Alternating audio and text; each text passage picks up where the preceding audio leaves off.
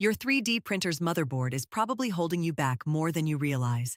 If you're still running an 8-bit controller, you're dealing with louder stepper motors, slower processing, and zero support for modern features like linear advance or input shaping. Upgrading to a 32-bit board is one of the cheapest ways to dramatically improve print quality and unlock advanced firmware capabilities. After testing 5 different controllers, 3 stand out. For most Creality owners, the BigTreeTech SKR3 is the clear winner.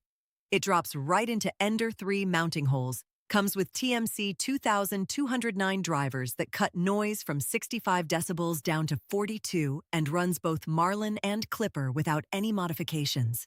If you want a touchscreen, the BigTreeTech TFT35 works in dual mode so you can switch between touch controls and the classic rotary interface.